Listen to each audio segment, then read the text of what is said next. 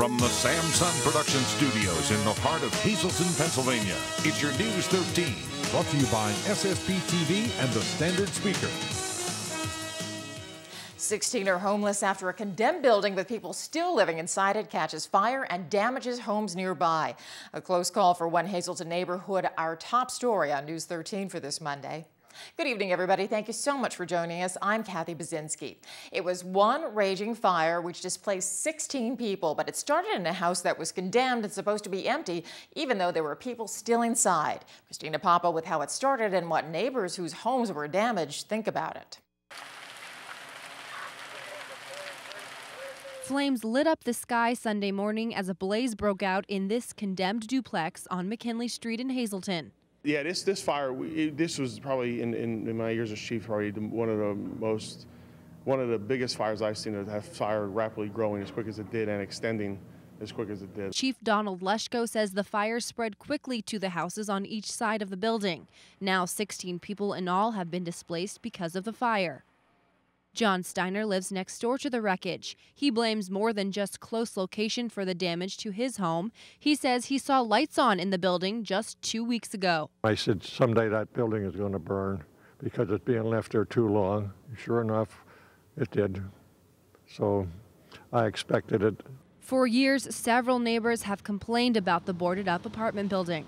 And there's been people in and out, I would call them slum bums, in and out for the last 7 years since the place has been condemned. Now the homeowners think that shingles from the abandoned building next door may have fallen onto their home, starting the fire here. Today they came back to get some of their valuables, but they say everything in this room will have to go. And while John has done his best to take out all his valuables, residents on the other side of the condemned building had property stolen from their home shortly after the blaze. John says Hazleton's gone downhill, and he doesn't plan to move back in anytime soon. Firefighters say the damage to the condemned building is so bad they're planning to tear it down with the help of the out-of-state property owner. And we're going to be working with the property owner to get that structure taken down due to the amount of damage. The building's just structurally unsound and unsafe. As of this afternoon, the state fire marshal says the cause of the blaze is undetermined, but is still under investigation.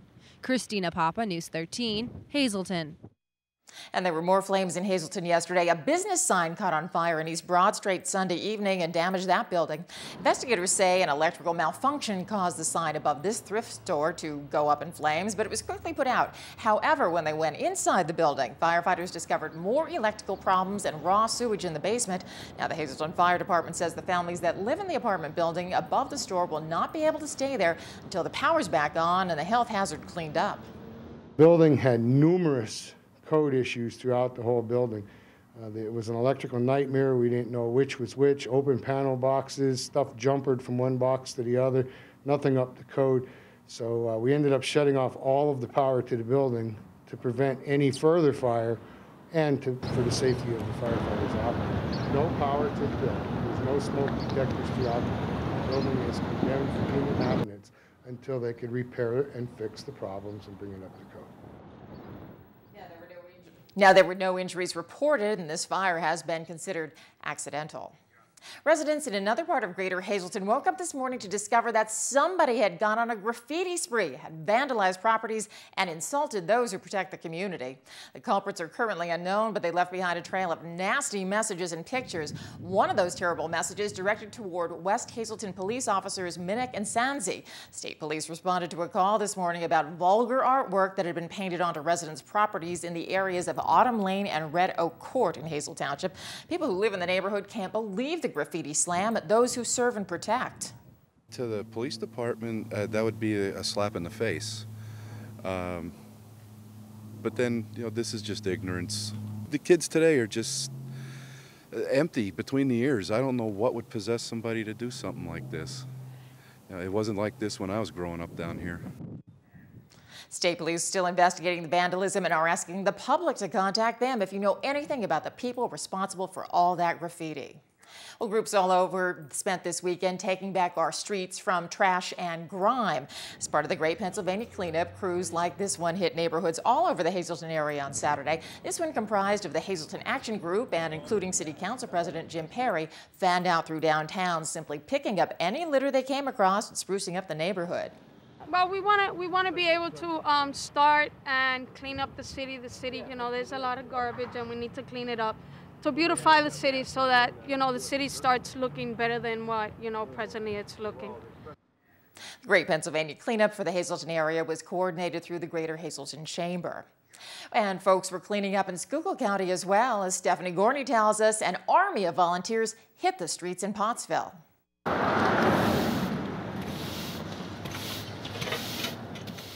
It was a day filled with sweeping away the bad and revealing a cleaner Pottsville. On Sunday, about 100 people took part in the second annual Pottsville City Cleanup, which first got started to help the city look like a better place. Basically what it is, it's business owners and volunteers getting together, come together and take pride in their community and their downtown. I started this 2 years ago because it was a case where we come to work every day and we see from cigarette butts and just litter, and we got a group together to take pride in our cities. Groups from all over the city took part in this annual event, including students of all ages from the local schools. These school groups got involved to show that they are not only a part of the school, but also the community as well. Well, the kids need to take part. It's not just their school, but it's also their community. And I think the better community you have with kids and being better citizens, it's going to create an area where kids take part of their city and keep it clean. Rachel Shields is a co-president of her school's Ecology Club and hopes that other people in the community will see these different groups cleaning up and eventually take part in it themselves. Well, the environment gets more polluted every day, so I think it's really important to start cleaning up now, and hopefully other people will see it and try to be more conscious about what they're doing to the environment. Organizers hope that this event gets larger as the years continue, and that more people get involved to make the city a better place. Stephanie Gorney, News 13, Pottsville. And still ahead on News 13, despite the sunshine, we're still struggling to make it to warm temperatures. We'll tell you how long that might take in News 13 weather. But first, celebrating and saving the earth all across our region. We'll show you what volunteers can do. One school coming up on News 13. Happy Earth Day. It's a day to appreciate and improve our environment. Hazleton area's 9th grade students and faculty did their part today to keep the earth clean. In honor of Earth Day, students and teachers took time out of their day to pick up trash around the school campus. With all the help, it only took the students and faculty a half hour to clean up the litter. Now, faculty members say the campus really needed a good cleaning, and what better day to go outside than on Earth Day. We're honoring Earth Day today. And the kids did enjoy it. We got a lot of support from the students, faculty, and administration, and we're having fun. We decided to clean up the track inside and out around the administration building, career center, 9th grade center, and we even hit the field hockey field. We did need to clean up a little bit. Some of the litter accumulates very fast around here with all the sports and activities that we have, and maybe we will try to make this an annual event. This was the first year the school had the big cleanup, but students and teachers say we should always try to keep the environment clean and make every day Earth Day. And time now for our regional weather from the National Weather Service. Checking the radar, just ground reflection out of Binghamton. Beyond that, nothing but clear skies, but unfortunately that won't mean warmer temperatures this week. Our creative condition is a colorful one. It's by Joshua Kosmitsky, a 2nd grader at Valley Elementary, and he says it's a sunny day with blue skies and he's taking his dog out for a walk. Now let's take a look at News 13 weather from the National Weather Service for Greater Hazleton. Tonight, mostly cloudy with a low around 36 degrees. And for Tuesday, a chance of morning drizzle and gradually becoming mostly sunny with a high only up to 54, nighttime low around 42. Heading to Schuylkill County for tonight, it'll be mostly cloudy, low all the way down to 35 degrees. Then for Tuesday, mostly cloudy with a high just to 54, overnight low around 44 degrees. Well, there was plenty to do outdoors this weekend, but there was some indoor fun for folks who wanted to get a little bit jazzy.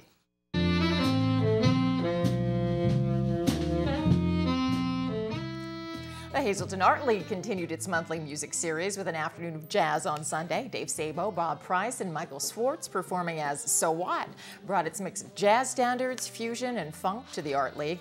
Why music at the Art League? Well, organizers say it's all part of promoting the arts in every form. As an art center, we like to incorporate all of the arts, not just the visual arts, but musical arts as well. And we like to reach out to the community, and we have a diverse lineup of musical events. Sometimes it's jazz, sometimes it's folk rock. We had a harp player, so it's just a way of reaching out to the community and introducing people to the Hazleton Art League and showcasing some local talent. The League's Afternoon of Music takes place the third Sunday of every month. Coming up in May, a little more jazz and a lecture about the relationship between the visual arts and music. Well, let's check the winning midday lottery numbers. Good luck if you play. The Daily, 657. Big 4, 5151. Quinto, 90298. And the Treasure Hunt, 1, 10, 11, 13, and 29. Hope you won. Good evening, everyone, and here's tonight's social news. First tonight, happy birthday in heaven to Rosemarie Lassant. This wish comes with love from your family and friends. Also tonight, happy 21st birthday to Megan Kistler. Love from your family and friends. Tonight's Talk of the Town report, the FM Kirby Center will be hosting Joan Rivers for her show, My Life in Show Business, 135 Years and Counting. The show will be held Saturday, April 27th at 8 p.m. Tickets are now on sale at kirbycenter.org or by calling 570-826-1100. St. Patrick's Church in Whitehaven will be holding a gift card bingo Wednesday, April 24th in the Parish Center. Admission is $20 for 23 regular games and 2 special games. Prizes include cash and gift cards. Doors open at 4:45 and refreshments will also be sold. And finally, URS will be holding their annual Spring Bazaar Saturday, May 4th from 11 a.m. to 8 p.m. The day will feature food, games, flea market, Chinese auction, and much more. And a variety of exciting items will also be available for auction. For info, please call 570-459-9784. That's tonight's Talk of the Town. News 13 would like to send sincere condolences to the family and friends of these recently departed. Robert K. Fulbright of drums. Services will be private and at the convenience of the family from the Butler Chapel of the Crofton Hughes Funeral Home. Frank L. Tedesco of Cunningham. Arrangements will be announced by the Joseph B. Conahan Funeral Home. Grace Kaplow of Whitehaven. Arrangements will be announced by the Joseph A. Moran Funeral Home. And Julia Helen Novitsky, Muhlenberg Township.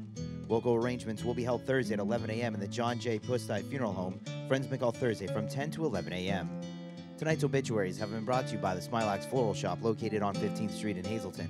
For delivery to all local funeral homes, call 570-454-0111. And by Mia's, once again the Hazleton area's #1 rated restaurant. Call 570-501-3410 for information on luncheon packages. SSPTV Sports on News 13 with Fred Barletta Jr. and Ron Marchetti. Back to work on Monday and back to baseball and back to softball and volleyball, tennis. How come track's not playing today? That would have been a clean sweep. But anyway, it's a good thing because the weather's cooperating. Got full slates, as we said. A lot of it is in the Schuylkill League. Let's look baseball. It's exclusively down south. And you can see the schedule right there. One of the highlights, Shenandoah-Marion. That's always a little bit of a rivalry, so we'll be tuning in on that one. Softball, the lone exception is that we've got a Wyoming Valley Conference game. The Lady Cougars, they're up in the back mountain to take on Dallas. And then, with the exception of Lourdes and Monoy and Minersville and Marion, you got a match there with Jim Thorpe, North Schuylkill, Panther Valley, Tamaqua. That was baseball, softball. So getting it going. That's pretty nice on a Monday. Meanwhile, tennis, MMI's at Pittston, Hazleton area, Wyoming area. We actually have that backwards. That's right here in town in Hazleton. Meanwhile, volleyball. That one is definitely on the road because they had to get on the road early. They're playing up in Tunkhannock. And as we said, the only varsity sport not going today is track. That's because they have weekends filled with relays and whatnot. There's junior high track going on today. How does that count? Well, Russ Kanzler, he was 0 for 4 last night and looking like he was going to have himself a long night. And then with one swing of the bat in the 9th inning, he doubled, knocked in 3 runs, and that kept his hitting streak going and his really good start still going. His team doubled up on Durham. Meanwhile, Kyle Landis didn't pitch. His Akron team, no trouble putting away Bowie. The Rail Riders, easy work of it with Syracuse and Buffalo. They upended the Lehigh Valley Iron Pigs. There's today's minor league schedule. You could see that both the Iron Pigs, Scranton Wilkes-Barre are home. Akron's home, but I don't think too many of you are heading out to Ohio to catch that one. Hey, here we go. Some highlights from Saturday night. That's what you're looking at. This is Worcester playing the Scranton Wilkes-Barre Penguins, and this is first round Calder Cup playoffs. The action was hot and heavy on Saturday night, and for a while this was anybody's game. But it would be Worcester that would get a little bit extra on the offensive end, and they would come away with a 4-2 win. And that puts the Pens in a little bit of a bind. However, they're still in the thick of this Calder Cup thing. They need a win. That's very obvious, but we'll see what happens. But as you see, a little skating going on there Saturday night up at the arena. Hey, you got to play a little better on the defensive end. You got to hold them from scoring 4. They did not. As we said, put it in the books. Worcester, 4-2 wins over the Scranton Wilkes-Barre Penguins, and you combine that with their 3-1 win. There's why we're telling you they're in the hole a little bit. 2-0. It's the Calder Cup, as we said. There are your standings, and these are the teams that are still alive and well. So we'll see what happens. We know we've got a lot of Penn support down here. Hopefully they could rebound, get it back, and get in those Calder Cup and make some noise. It's been something everybody's been waiting for. The area's newest state-of-the-art facility is now open. We're talking about celebrations down at Sand Springs. It's going to seat up to 300. And whether it's private bridal suites that you're interested in or exquisite on-site ceremony location, this is the place you want to check out. Breathtaking floor-to-ceiling stone fireplaces, elegant cathedral ceilings, and they have the large windows overlooking the picturesque first hole of the fairway. White glove service from a friendly and courteous staff. It's celebrations at Clubhouse Drive, Drums, Pennsylvania, located within the Sand Springs complex. Monday, April 22nd, time for a few more trivia treats. Hi, everybody. On this day in 1964, 59 years ago, Ken Johnson of the Houston Colts tossed a no-hitter, but lost the 1-0 heartbreaker to the Cincinnati Reds at Colts Stadium. With 1 out in the 9th and the score 0-0, Cincinnati's second baseman Pete Rose bunted.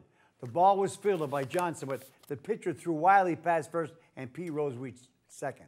Rose then advanced to third on the ground out and scored the game's lone run when second baseman Nellie Fox fumbled center fielder Veda Pingen's grounder. Joe Nuxhall pitched a 4-hit shutout for the Reds. Johnson became the first pitcher to lose after throwing a complete game of 9 innings without allowing a hit. Also 19 years ago in 1994, San Antonio Spurs center David Robinson won the NBA scoring title with a 71-point effort against the Clippers at the Los Angeles Sports Arena. 30 years ago this week in 1983, the Baltimore Colts selected Stanford quarterback John Elway as the first pick in the NFL draft. Elway was one of 6 quarterbacks chosen in the first round. Elway refused to play for the Colts. The Colts obliged and traded Elway to the Broncos. Elway, Jim Kelly, and Dan Marino, all 1983 draft picks, would be inducted into the Pro Hall of Fame in the first year of their eligibility. 10 years ago, in 2003, Kevin Millwood of the Phillies pitched a no-hitter to defeat the Giants 1-0 at Veterans Stadium in Philadelphia. The lone run was a home run by center fielder Ricky Legge. Finally, and speaking of no-hitters, 60 years ago in 1953, a blast from the past. Making his first major league start, Bobo Holman of the St. Louis Browns pitched a no-hitter to down the Philadelphia A's 6-0 at Busch Stadium in St. Louis. Holman was a one-game wonder. He would pitch his last major league game on July 19, 1953, before being sent to the minors with a record of 3-7 and an ERA of 5.23. His major league career lasted 3 months. His biggest night in the majors, besides his no-hitter, was when he dated Mamie Van Doren. But that relationship only lasted 3 days. Mother of God. Till Monday, be a good sport. Stay loose. Well, all of us at News 13 were thrilled to pitch in yesterday at a fundraiser to support Hazleton assault victim A.J. Gorel, who remains in the hospital. As Stephanie Gorney reports, an overwhelming number of people showed up to help defray the cost of his medical expenses. The community came together once again, all in support of one very special man. On Sunday, a fundraiser was held at the 4th Street Pub in West Hazleton to raise money to help A.J. Gorel, who was found badly beaten on Alta Street back in March. There's a lot of people involved. We are trying to keep our name out of it. It's all about AJ. We don't want to take any credit for this event. Everyone that helped organize it knows who they are, but it's ultimately all about AJ. There were chances for 50-50, tricky trays that included autographed sports memorabilia, a bake sale, and all items were donated to support the cause. The Gorel family could not believe how much the community keeps supporting them and their son. I said it before and say it again. The community, they're shocking us, believe me. I never thought anybody would come out a Sunday afternoon on their own time to do this for our son. It's unbelievable. We appreciate everything. We're so thankful. We just want to thank everybody who participated, who donated, everybody who turned out. It's fantastic, and hopefully when AJ's better, I took a bunch of pictures so he could see everybody that was here. Although AJ has had his setbacks along his way to recovery, he is making more improvements every day. He did have a big setback, but now he's doing a little bit better. He opened his eyes and he wiggled his toes, which is big for us. So we're just praying every day, and with everyone's prayers and all his friends, he'll get better. The family is gracious for all the continuing support that they are constantly receiving, but they hope that the public remembers one thing. But these guys that did this to AJ, they're still out there. So we want to get them off of the street and in jail where they belong. If you were unable to come out to the fundraiser but would like to make a donation to help AJ, visit www.helpaj.com. Stephanie Gorney, News 13, West Hazleton. It was a great afternoon with a lot of terrific people there. Well, plenty more news and information headed your way on News 13. The latest on the big fire at a building that was supposed to be empty, 16 people homeless. That story and much more news when the 13 crew comes right back.